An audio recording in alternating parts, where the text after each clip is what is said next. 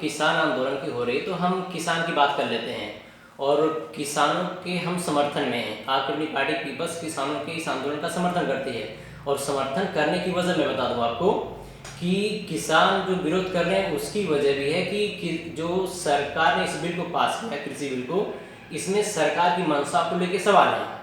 तो सरकार की मंशा को लेकर सवाल उठना लाजिम है और वो इसलिए है कि 2014 की अगर बजट की बात करें तो 7 लाख करोड़ का बजट, उस बजट में 7 लाख करोड़ ऋण देने का प्रावधान था किसानों के लिए। और अगर किसान वो समय पे ऋण चुकता करते हैं समय से तो उनको 4% ब्याज देना था सिर्फ। तो कहने का मतलब ये है कि अगर आप इतनी सहूलियत देते हो और उसके बाद भी देश में पर घंटे 2 किसान आत्महत्या कर रहा है तो क्यों हो रहा है।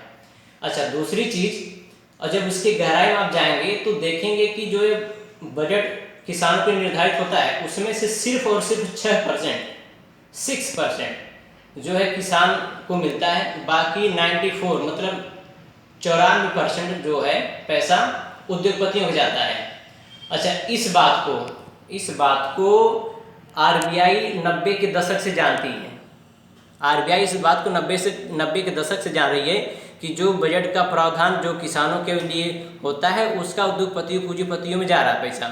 अच्छा, उसमें एक सोचने की सबसे बड़ी बात यह है कि जितना किसान पंजाब में है, हरियाणा में है, उत्तर प्रदेश में, बिहार में है और दिल्ली को देखे हुए हैं, तो दिल्ली में किसान ज़्यादा लोन ले रहा है, किसान ज़्यादा ले रहा है। अब ये सवाल है कि किसान ऐसा, दिल्ली में इतना किसान कहाँ से आया। अच्छा, उससे बड़ी बात यह है, जो सोचने की बात है कि 25 करोड़ से ज़्यादा का लोन किसान ले रहा है। तो देश में ऐसा कौन सा किसान है जिसको 25 करोड़ से ज़्यादा का चाहिए, वो उसके खाद के लिए, बीज के लिए, उसको इतना पैसा कहाँ से चाहिए। तो यह जो पैसा है, जो 94% जो पैसा है किसानों के लिए जो सरकार बजट में अलॉट करती है वो पूंजीपतियों को जा रहा है। तो ये जो आप लोग बार बार सुनते हैं देशवासी कि प्यारे देशवासियों, भाइयों बहनों, तो मैं उसी पे चलता हूँ कि जब आरबीआई को 90 के दशक से मालूम है कि जो किसानों के लिए जो पैसा आवंटित होता है ये पूंजीपतियों को जा रहा है, सरकार को पता है, नीति आयोग को पता है, तो आप इस पर काम क्यों नहीं कर पाते हो। तो सीधी सी बात है कि आपकी सरकार की मंशा के ऊपर सवाल उठेगा ही। अच्छा, दूसरी चीज़ क्या है कि यह आंदोलन अब जो अभी सरकारें जो चल रही देश में, चाहे देश की सरकार चाहे प्रदेश की सरकार हो, तो सरकार के लिए अब ये सवाल ये है कि कौन किसके लिए कितना महत्वपूर्ण है। तो जो सरकारें हैं उसके लिए किसान कितना महत्वपूर्ण है, इसी से पता चलता है कि किसान कितना उनके लिए महत्वपूर्ण है और पूंजीपति कितना महत्वपूर्ण है। अच्छा, विरोध की एक वजह है कि किसानों के बीच से बिचौलियों को खत्म करना, तो जिससे कि किसानों को लाभ नहीं मिल पाता है। तो जब सरकार ही बिचौलियों पे चल रही है तो बिचौलिए खत्म कहाँ से होंगे। और इसका सीधा उदाहरण आप देख सकते हैं कि स्वास्थ्य सेक्टर ले लीजिए, हेल्थ ले लीजिए, रेलवे ले लीजिए, एयरपोर्ट ले लीजिए, पेट्रोलियम ले लीजिए, कोई भी ऐसा सेक्टर नहीं है जहाँ पे बिचौलिए न आए और आ रहे हों। तो ये जो सरकार और जनता के बीच का जो संवाद होता है ये खत्म हो गया है और इनको बिचौलिए के माध्यम से डील किया जा रहा है।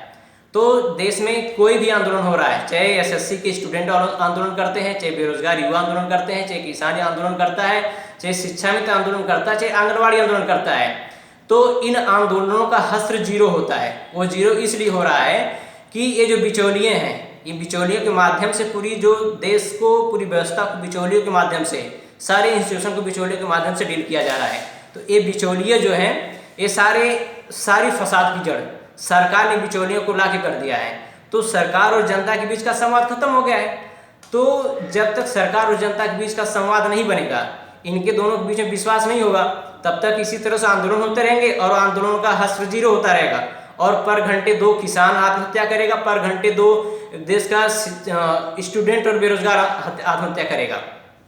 तो मेरी सरकार से गुजारिश है कि ये जो बिचौलिए खत्म करने के नाम पे खुद बिचौलियों को ला रही है, इसको नियंत्रित किया जाए और देश में जितनी पार्टियां हैं, जितने नेता हैं और जो बुद्धिजीवी वर्ग है, जो जनता है जिसके अंदर जो सोचने की चेतना रखती, समझ रखती है, तो उनसे मेरी गुजारिश है कि आंदोलनों का आप इस तरह से न ले लीजिए कि ये किसान का आंदोलन है, तो स्टूडेंट का आंदोलन है, बेरोजगार का आंदोलन है, शिक्षा मित्र का आंदोलन है।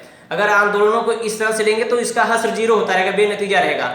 ये आंदोलन सबका आंदोलन जब तक नहीं होगा और इस आंदोलन से हर कोई जुड़ेगा नहीं, तब तक ये सरकारें जो है पूंजीपतियों के बिचौने के माध्यम से देश के जो आम नागरिक है, देश की जो जनता है, किसान है, मजदूर है, बेरोजगार है, युवा, इनका यही हश्र करते रहेंगे और ये आंदोलन इसी तरह से बेनतीजा होते रहेंगे।